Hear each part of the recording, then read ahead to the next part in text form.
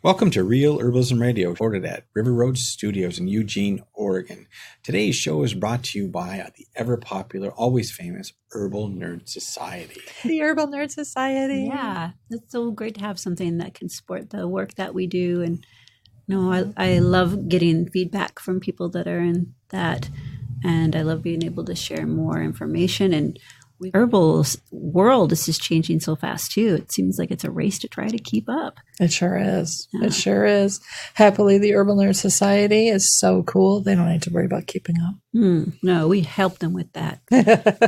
So, yeah, thank you very much for supporting our podcasts and the books that we write and the website that we have. And Herbal Nerd Society is how that happens. Yes. Yep. So thank you. Thank you very much. And remember, if you want to join the Herbal Nerd Society, it's easy to do, thepracticalherbalist.com, and go to the top tab. It says Join the Herbal Nerd Society. So if you're looking to support herbalism and herbs and getting information out to everybody, including yourself, then joining the Herbal Nerd Society is a really great way to do that. We appreciate your support. And please remember, we really benefit from the reviews that you write, not only for the books, but also for our podcast that helps people so that they can learn more about herbs. It's so important.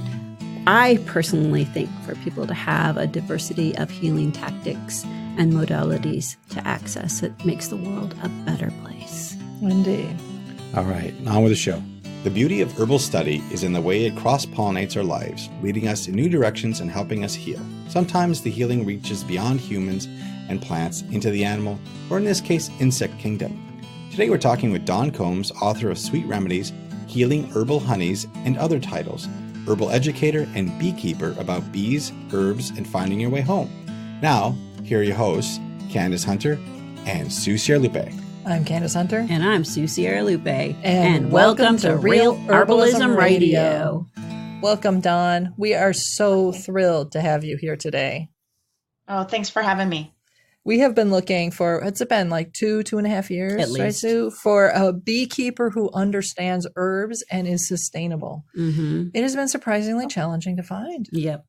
Yeah. Wow. I'm glad I can fill a niche. Oh, I've been here toiling away. You've been perfecting your craft just for this show, right?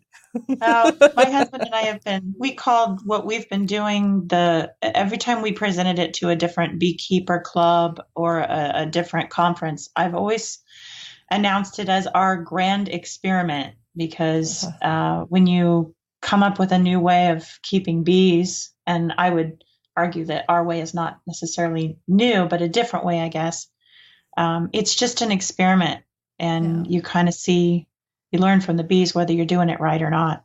Mm-hmm. Yeah. And I love your approach to it. I love that. Thank you. It's very engaged with Mother Nature. I mean, it's the way we should be practicing all facets of herbalism. So can you share with our audience what your way is? And then could you tell us a little bit about how you got to that spot? Sure. Well, we call it bee-led beekeeping. Or we call it bees first. And really at the bottom of it, it's that the bee herself and the bee colony is first. No matter what we're trying to do, their health is first. And it's kind of evolved over the years. We started out just like every other beekeeper, and we learned from our local beekeepers here that the conventional way. And the day that I saw my husband standing over a hive and we were treating, quote unquote, naturally, we were using formic acid pads, and he had on nitrile gloves and a specialty rated respirator, and he was covered from head to foot. And I was standing 60 feet away. Mm-hmm. And I thought, this is the best we can do. And they're assuring me that there's not going to be any effect on this tiny creature that has to live in the hive. And that kind of did it for me. I stepped away from kind of listening to what the humans were saying, and I tuned in instead to what what the bees were saying. And I spent a lot of time sitting out in the grass, listening and watching and observing. And I went from a beekeeper to a bee observer. And I felt like it was a much more appropriate role the more I researched about the bee and looked into entomology and studied what we know about the bee and watched the behavior, listening to the history too. The fossil record shows that the bee is so much older than us. The bee evolved, the honeybee evolved with the very herbs, plants, trees that we use for health and medicine now. So she knows kind of what she's doing. And I suddenly realized that all of the beekeeping methods that we're doing right now, that I'm learning from other humans, comes from a place of this hubris of I'm a human and I can know what this creature needs and I can rearrange her world as I see fit because I'm going to make it better. We don't make it better. We get in the way. So we kind of started figuring out how to get out of their way. I love the fact that you're using the word hubris, because I think that's so apt for where we as a culture are in relation to nature. We're almost like, late teens, early 20s, where we still quite haven't gotten our feet and we still think we're all that in a bag of chips. I think that's a really great way to put it. That late teen, I think our culture is sort of in that place. I see it all over the place. We're fighting for our own identity and we're rebelling and we know everything. Yes. We know everything. And really how I began to create what we did on our farm was to just step out and admit that I don't know anything about being a bee. I don't. I'm profoundly incapable. And I started to watch and pay attention. And at the same time, I was developing all of these preparations that were honey-based and using them to heal and balance bodies. And I thought, wow, if the bee isn't healthy, I'm doing all this stuff with grass-fed meat and well-raised vegetables. And if I care so much about how those things are being raised, but I don't care about the well-being and the health of the bee that's making the substance that I'm working in, I'm not making a healthy product if it's on the back of a worker that's sick. That's so true. Yeah. Yeah, I love that. But when you started out, you didn't start out with the intention to be a beekeeper, right? I mean, when you were 6 years old, where you're like, I'm going to keep bees. Not really. Well, it was part of the plan. I left my corporate job and I was going to raise, I was almost 30 and I had told my husband that I needed to get on that whole project of having kids. And so I retired, and within 3 months, I was told by my doctor that I was infertile. Oh. And this was at the same time as my plan was to retire into raising bees and making natural products. And I was studying with Rosemary Gladstar at the time.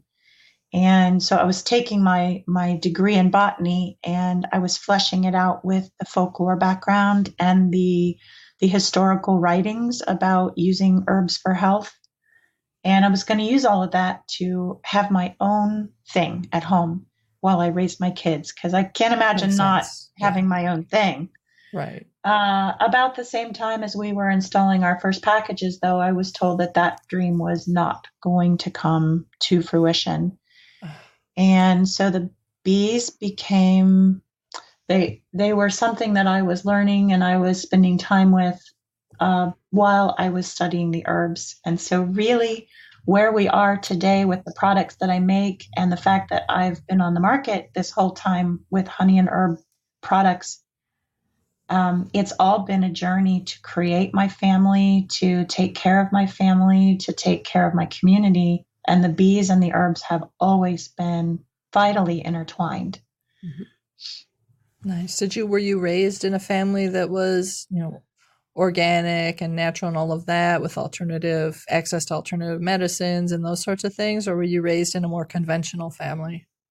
Something in between. Okay. My parents gardened. My mother made all of our meals from scratch. We composted, but we didn't use herbs necessarily for healing. We used common sense. So a lot of things that I wrote in my book, Heal Local, is what my mom did at home, understanding what you can do on your own, knowing your scope of practice, if you will, knowing what you can accomplish at home and what you need somebody more skilled than you to take care of. We've lost all of those skills. Yeah. And I was raised that way. We didn't run to the doctor for everything, but we went when it was necessary.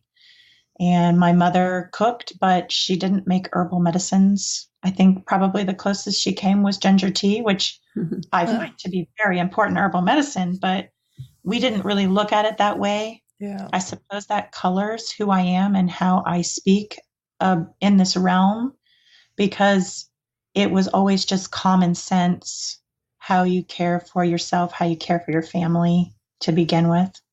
Yeah. So you coming home and saying, Mom, I'm an herbalist now and I'm making, herbal medicines with, keeping bees and all of that. She wasn't like, oh my God, what have you done? She was actually my parents were definitely mystified why I chose botany in college, because I rebelled against gardening chores. But once they saw that this was where I wanted to be, I took this weird detour into corporate America. And my husband claims that this is false advertisement, because he met me and I was a professional girl and I lived in the city. And as soon as he married me, I was like, okay, now we can move out to the house in the country. I want 100 acres and I want to start growing everything. And his head, I think, may still be spinning a little bit.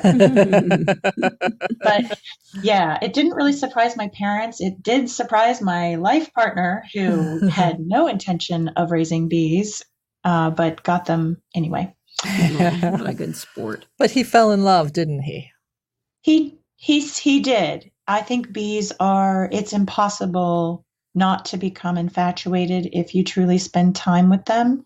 We always say they're like potato chips. No one can have just one hive. You have to, it becomes an addictive hobby, and just sitting out amongst them, watching them come and go, and you can lose whole hours of your day.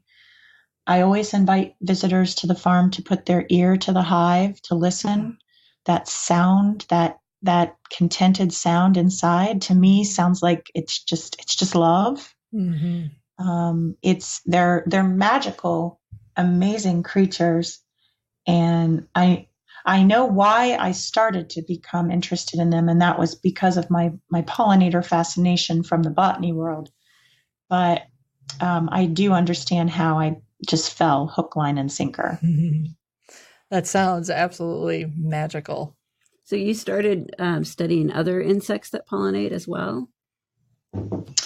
I wish I had time to do more of that. Unfortunately, I haven't been able to study as much. I study by observation, and I would say our big concern on the farm when we brought so many honeybee hives on was that it would outcompete the native pollinators. Mm-hmm. I know enough about the native pollinators to understand that they are even more threatened. Mm-hmm. And we need to create habitat for them as well as the honeybee. The honeybee's a nice canary in the coal mine, mm-hmm. but they are by no means the only thing for us to focus on. And so we have kind of done an informal study over the years, watching for the number and type and amount of pollinator. And we have found that as we create more and more habitat for our honeybees, we have seen ginormous increases in the native pollinators as well. Mm-hmm. And I would love to hear if you would share about some of the things you've done to increase habitat. And for listeners that might not know as well, it's not just insects that are pollinators. Of course, birds, there are mammals that do it as well. The bat, there's some kind of like monkey creature or something that does pollination in South America. And the list goes on. If you've got a critter that's willing to stick its little tongue into a flower, then you've got yourself a pollinator. But could you talk about where you are? Or to brush by. Or to brush by, correct. Or to be the wind plants are incredibly intelligent in the ways that they manipulate all of the beings around them to get the jobs done that they need.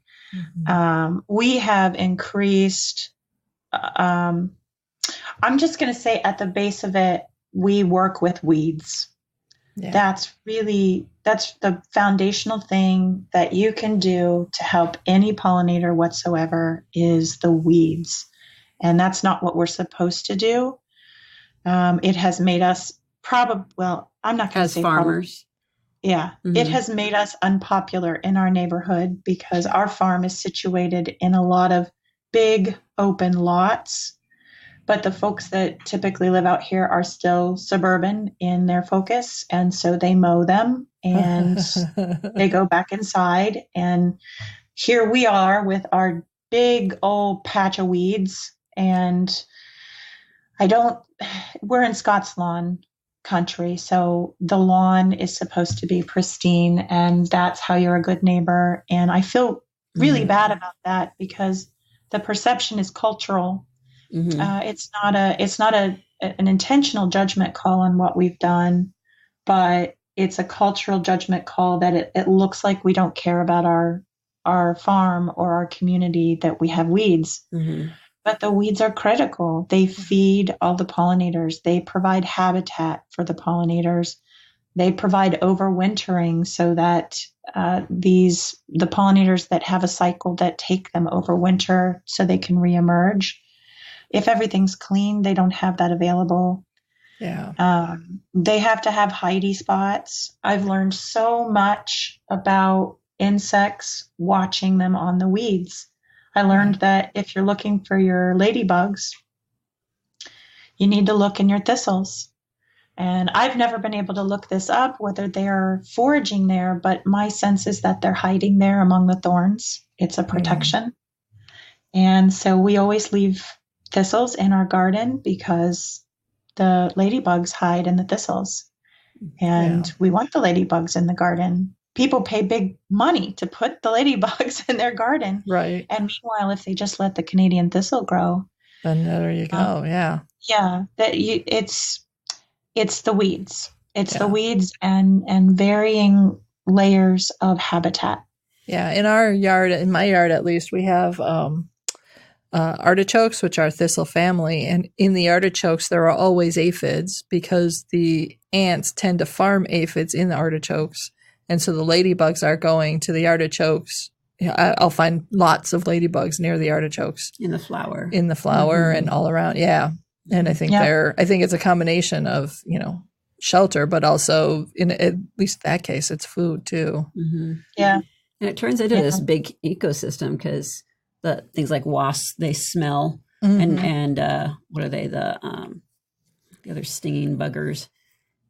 Hornets. They're like hornets and all of the guys that are pesky to us, but they're always sniffing the air trying to figure out where the honeydew is that the aphids make. So I have a question then. I was talking with my friend at Rebecca at Palmer Pond Botanicals, and we were talking about how many beehives, how close can you have bees? Will they get into fights with each other? Will they have wars with the wasps? I mean, how do you know how close you can have your hives, and how do they disrupt all the other pollinators? The wasps? We have, at one point on 3.5 acres, we had upwards of 35 hives. Wow. Which should be way too many. Yeah. We didn't have fights. We didn't have problems, and our bees were very healthy. Now, I wouldn't do that intentionally. There were a couple years where things were just booming in our bee yards, and we kept getting swarms, and we didn't have a place to relocate some of the hives. But even at that the overburden on a piece of property, we were still healthy. I think you have to look at it more from an ecosystem level. The hives, if they're being cared for in a way that focuses on their health first and foremost, proper sighting, so that they're getting good access to water and they're not too shaded and they're not too hot. And they've got their own honey to eat, all of the things that I list in my book for the ways that we've been doing this. They can maintain a lot. Now, if your bees are stressed, it's kind of like people. If people are stressed and they start to feel desperate, they're going to do things that are abnormal. They're going to try and rob another hive. They're going to pick fights. They're going to have road rage. And so if you notice that you've got that kind of stress going on as a beekeeper under the bees first mentality, you have to step back and see, what am I not contributing, or what can I contribute to bring down the hysteria in this situation? And sometimes that means there's too many bees here. There's too little forage for this number of bees. And that's a lot the problem that we see. Yeah. Farmers are going all the way to the edges of their fields. We don't have fence rows. We're right off a park. So we have some extra forage up our sleeve that maybe other people might not. But in some cases, 2 hives is too little on a huge piece of property because there aren't any weeds. So if you're fortunate enough to have a decent sized piece of property, like maybe 5 or 10 acres or something like that you're able to do herbal gardening and farming and that sort of thing on, you could potentially have a hive that won't interfere with like your neighbor's hive, especially if you're taking good care of it and you're intentionally planting well for it. Yeah. With diversity. Yeah. You have to plant for it. So you can't just take up, you can't say, I'm going to have a hive 10 feet from my neighbor's hive and we're just going to have grass because they're going to fight. Yeah. And actually, I mentioned this in the book, but in Roman times, there were laws against how close you could put beehives. Right. And we do have problems right now where everybody and their brother is becoming a beekeeper. And so the amount of beehives in a square mile per se has increased greatly. And that's not just one property. It's that everybody has them. Right. If you're going to do that, I mean, that's great.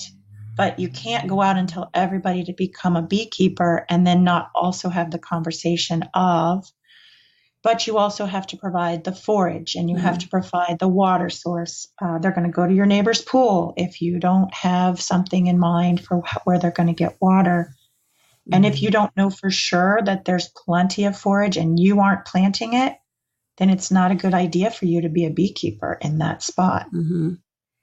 Yeah. But even if you're not a beekeeper, you can definitely dip into honey and herbs as an herbalist. Or just plant things in your yard for bees that live in your neighborhood, whether they're your bees or not.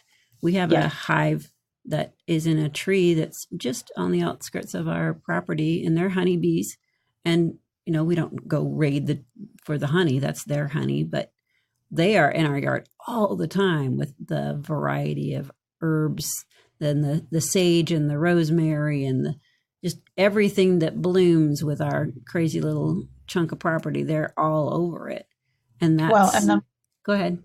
The more herbs you plant, the more medicine you're providing. The bee she knows the value of all of those pollens and nectars way more than we do.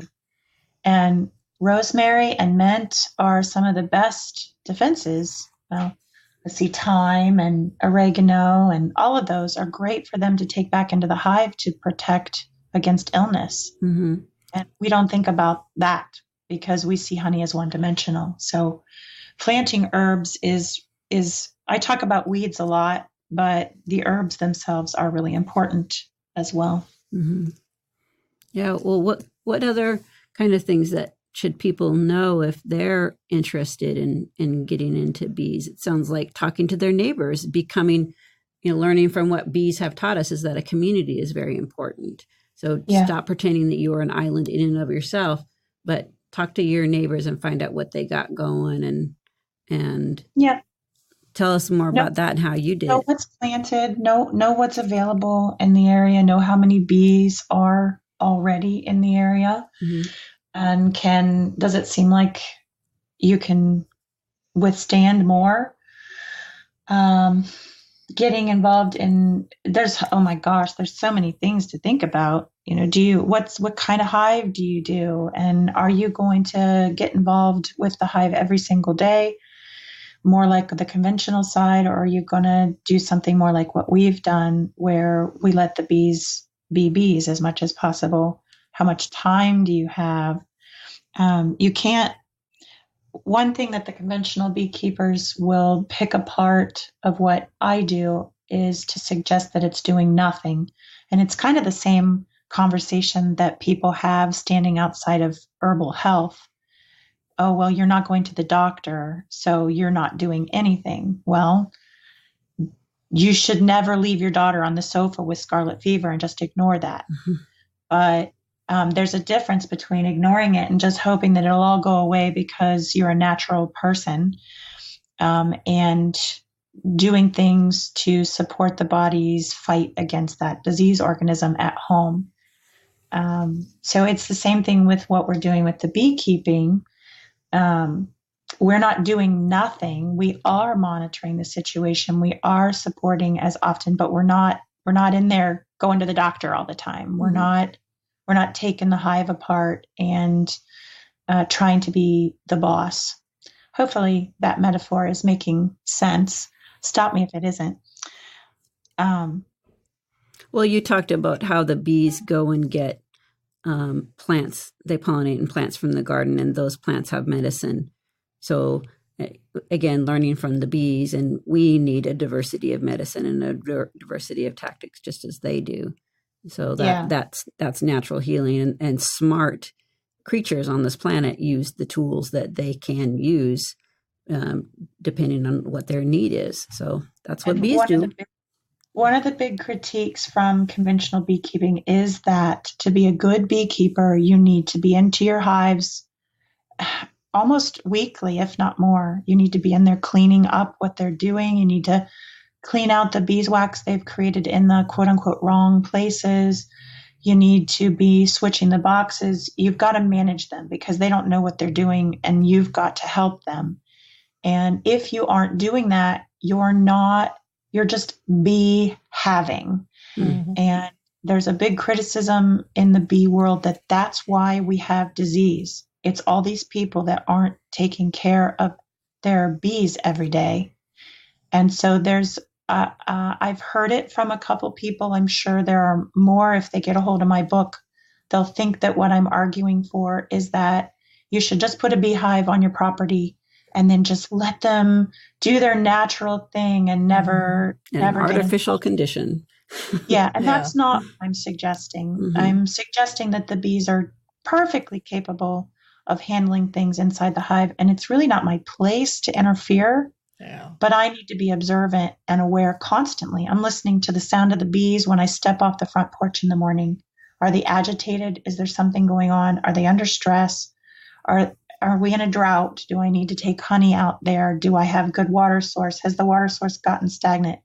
That's constant beekeeping, but it doesn't look like the conventional beekeeping. So that's where my metaphor of, you're not going to the doctor. So it looks like you're not doing anything when really you are. Mm-hmm. Yeah, it's a lot like the difference between sending your kids to the Waldorf method for schooling and going to conventional school or unparenting. Unparenting doesn't raise kids who are well-adjusted and intelligent and capable of exploring and using resources and all of that. Waldorf parenting does. Public school is debatable sometimes, but not, some public schools do a great job for certain people. Yeah. So, I don't want to be knocking public school, but unparenting, I will knock. I will say that's not a good way to go. So a lot of people just started Dear Real Herbalism. Yeah. We'll cut that off. That's all right. Sue's used to fielding all of those emails that we get from people who are displeased with whatever we have said. Yeah. Sue will take that. It's okay to disagree with the things that we say, and it's okay to bring up other points. But just like when you talk to other folks in the community, please remember that we have our own opinions based on our information, and it's a constant conversation, and we will change our opinions based on new information. And if we don't change our opinions to your liking, my goodness, that conversation will just keep going, and you might change yours as well. Well, and I might consider, suggesting to them maybe some like Little Bee Calm Honey Spread to help soothe that, right. or Happy Honey Spread to help soothe that hurt. Have you've made some of those, haven't you, Candace? You looked through and well, I looked through, and I will admit I had the best of intentions, and I was so excited because I've got trifala powder or trifala powder, and I was excited because you've got a really cool recipe in here for in Sweet Remedies for warming and cooling trifala spread. And I was like, all right, that'll be perfect. I'll do that. It'll be fun. And I put it off until last night and went to my cabinet and realized I don't have trifala because I have used it up, and it was not in stock where I get it. So I was waiting for it to be back in stock. oh, right. So I looked at what I do have. So this is a plant that I think is going to be on our list of Herb Nerd Society plants that we Trifala? feature. Yeah, that's actually, it's a blend of 3. It's an Ayurvedic blend. But But so I was cider, gonna do that, and then I didn't because again, didn't have everything. But I did remember reading in your book that honey spreads work well with mushrooms, and it kind of covers up the mushroomy flavor. So I ended up making one with some chaga, some cordyceps. I added a little ashwagandha to give it a little bit of kick, and some cinnamon. So that sounds delicious. You took her recipe from the book. Yeah, I modified. I used I used your method, which awesome. Love it. Super easy. Yeah. Oh, thank you. I'm so glad to hear that. So you hear the sound in the background of the jar opening and the clink of the silverware. Yeah. And we've got there's a little taste test going on. This almost looks like Nutella, Candace. I know. It doesn't taste like Nutella, really, though. Really nice. You can definitely smell that honey. I have a recipe for sort of a Nutella in there. Yes. That's another one that I want to try. I really want to try that one. You're doing a takeoff on the Aztec Musha Latte. And we actually do that one in our store in Marysville, Ohio. So our customers can come in and get an Aztec Musha Latte, hot or cold. And then we dirty it up with espresso sometimes. And it's a big favorite. I can see how people would really like that. Yeah, that was really good. That's medicine. I like that. Yay! That's the point. Yay! I don't believe in forcing anybody to take herbal medicine. I think herbal health is supposed to be something we use in joy, and it's something that we're a part of that therapy. We are choosing to rebalance our body. We are choosing the work that is involved in that. And if you're forcing something into your mouth because it's terrible, it's not going to do the same thing for you. And you're not going to have the compliance that you could have with something that you enjoy. Yes. And compliance, I hate that word too. You're talking about forcing your child, which is where mine all started, was working with my kids with these electuaries. But it's yourself. If you can't talk yourself into doing something every day when you're talking about herbs and balancing, you're not going to have success because you have to stick with it. Exactly. And I mean, I know even myself, there have been some pretty lovely flavored teas and things that I've put together. And they have been great medicine for a short term, but it's hard to stick with it for months on end if it doesn't taste good. Right. Yeah.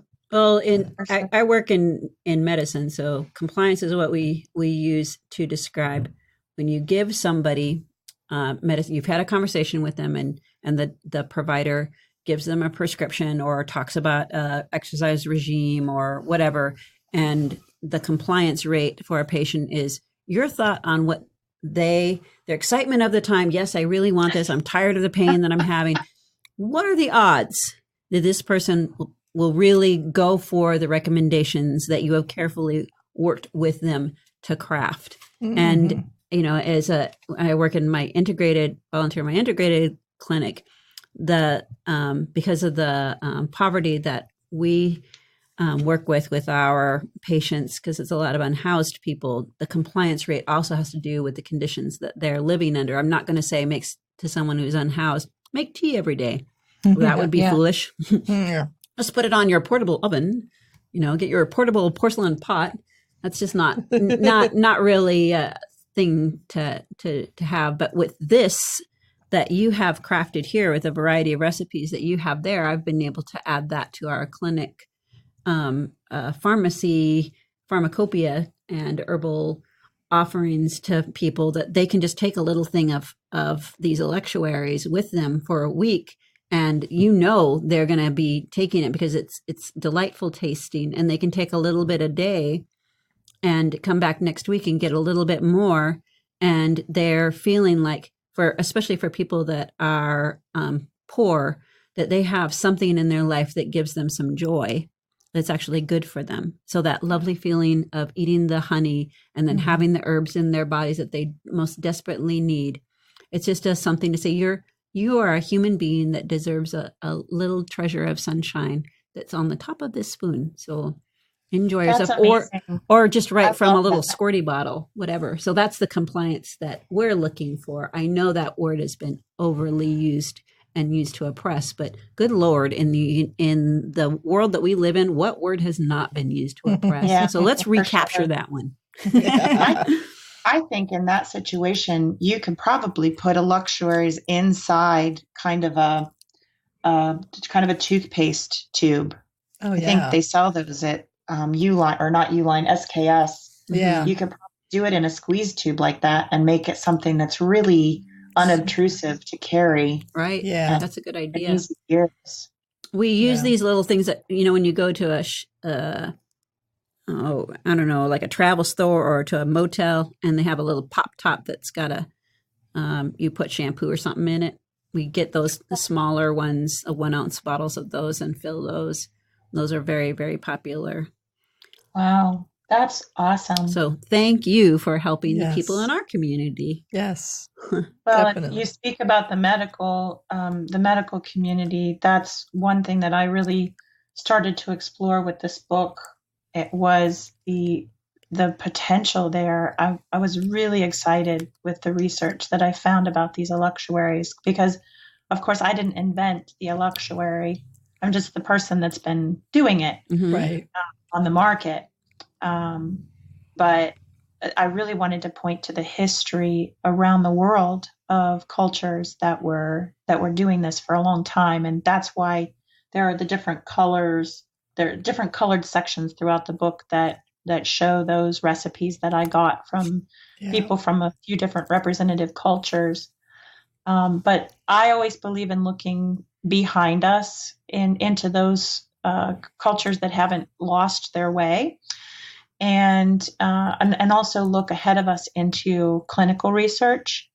And what I found that the medical field is looking at honey and herbs together, it proves what traditional societies believed, in that mixing honey and herbs, it's not just about the fact that it's delightful and that it tastes.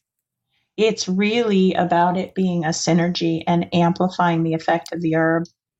I talk a lot in the book about it being for my conservationist heart, I can use a lot less herb in these formulas than I would use for a tincture or a tea or any other formula. Mm-hmm. But it's amplifying it, and the ramifications that can have.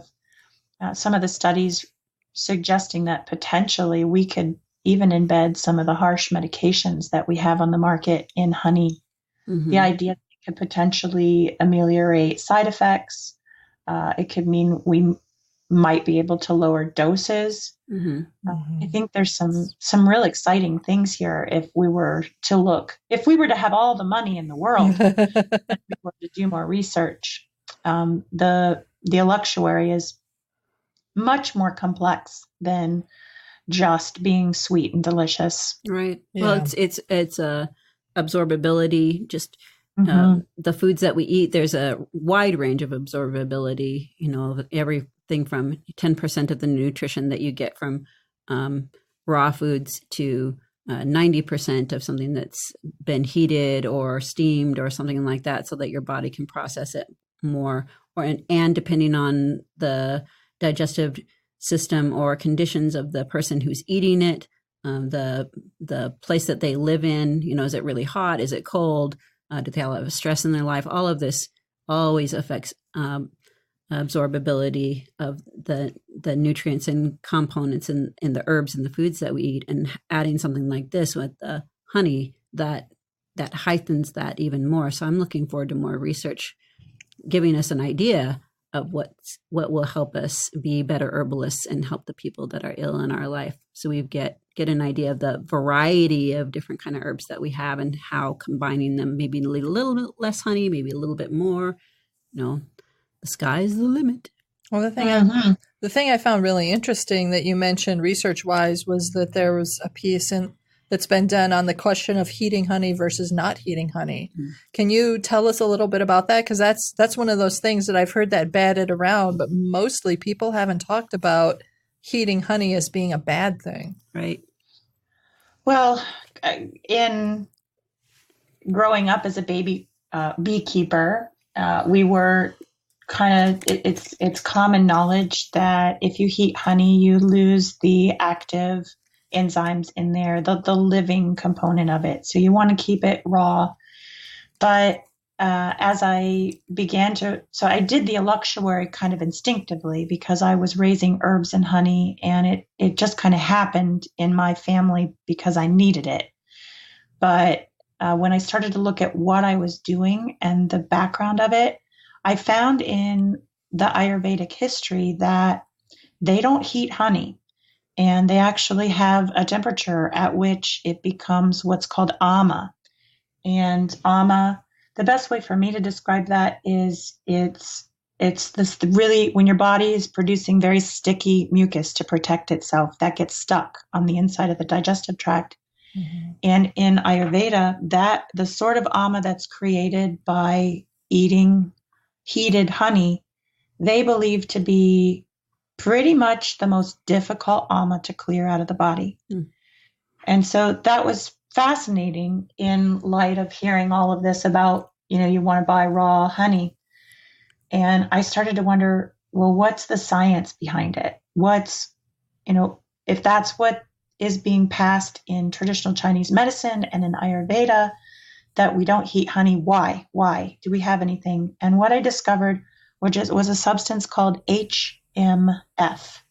And I'm not going to embarrass myself by pronouncing the actual chemical because I've done it a few times on stages and felt I'm inadequate to that.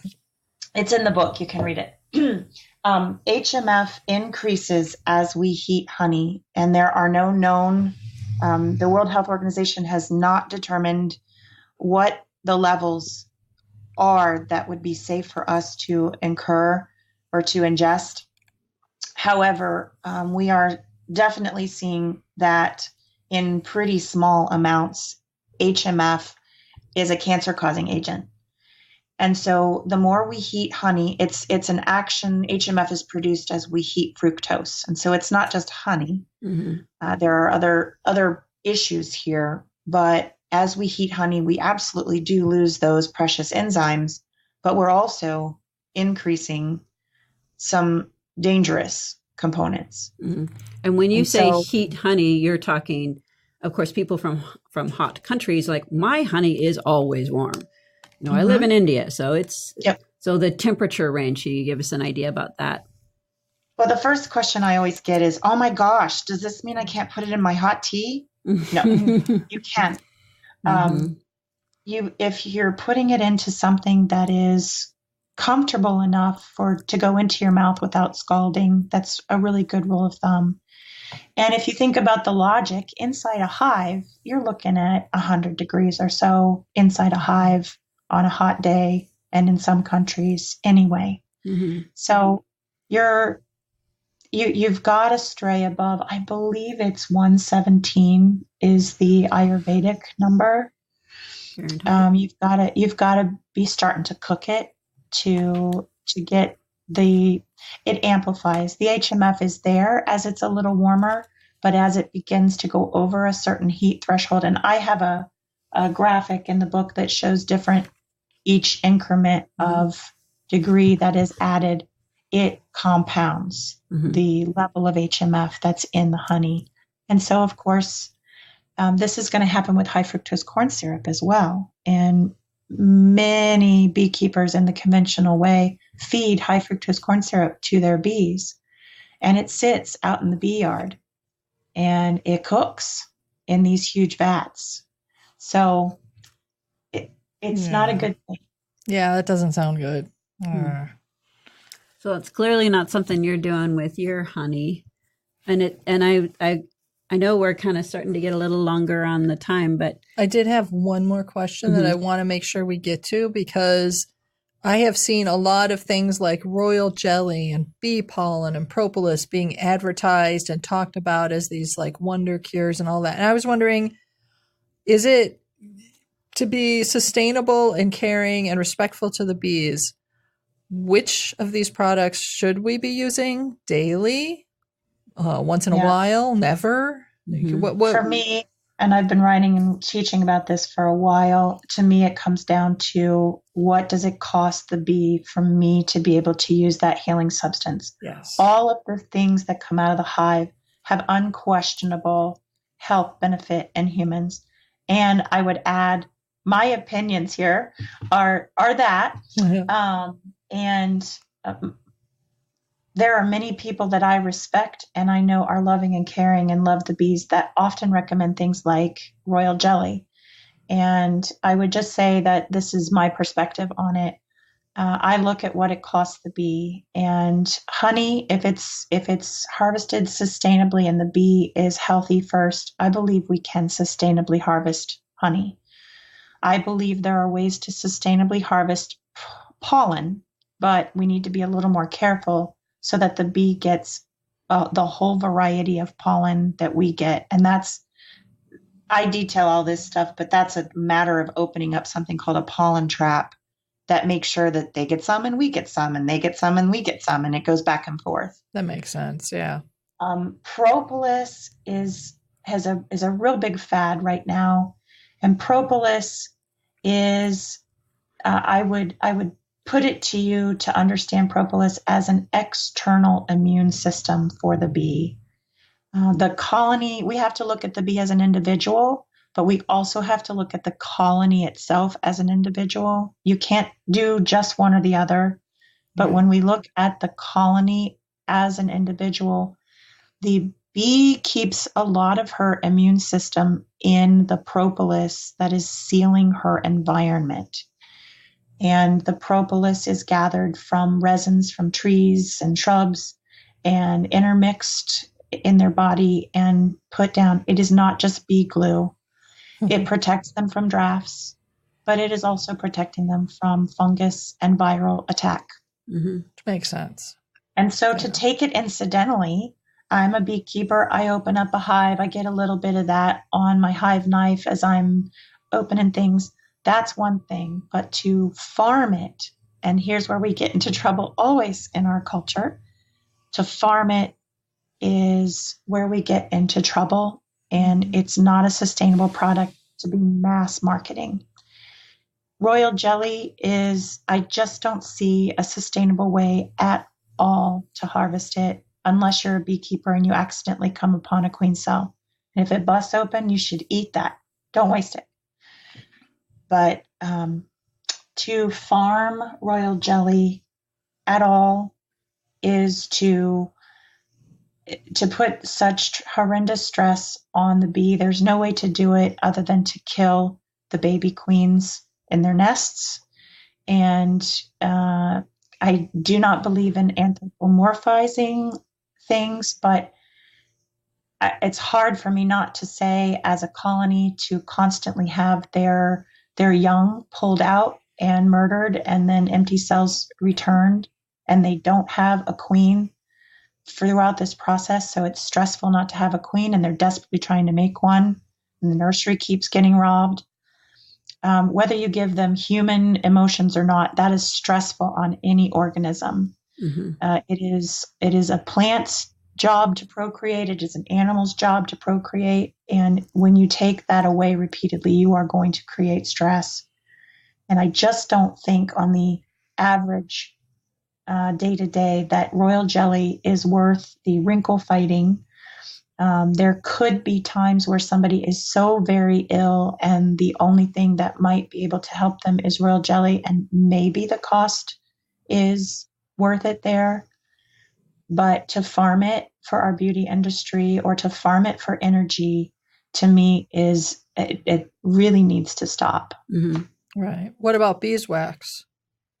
Beeswax is possible to do sustainably. That's a tricky line. You have to be careful not to be asking them to constantly fill boxes with beeswax in preference over them stocking up their hives with honey. Or if you're going to have them make beeswax instead of gathering honey, you're going to have to be prepared to feed them honey to keep them healthy. So it sounds to me like a little bit of honey every day is okay. Beeswax and maybe propolis, maybe bee pollen. Beeswax and bee pollen maybe, once in a while, but not like, once a week or something like that, like a little bit less. I propolis recommend daily, but it needs to be like a half a teaspoon to a teaspoon. We don't need to pig out on it. And I think that's the case. Use it if you need it. Use it in moderation. Use it in small measure. Yeah. Don't overuse it, and be aware that everything that comes out of the hive is a precious commodity that it is made at high cost. Yeah. And then royal jelly out, just plain out. For me, it's out. Yeah. Yeah. Wow. Well, thank you very much for being on our show and giving us a perspective that we really need, particularly as herbalists and people that are engaged in natural living, so we can get updated on what's important in our world, and we can live in a more healthy manner in this, with all these little bees that are a part of our life.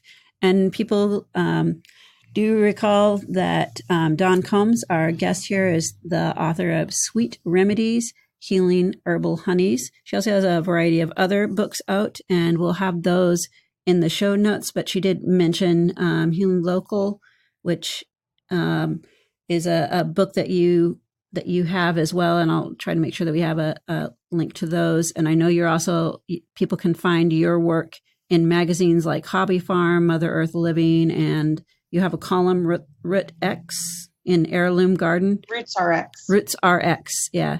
And thank you.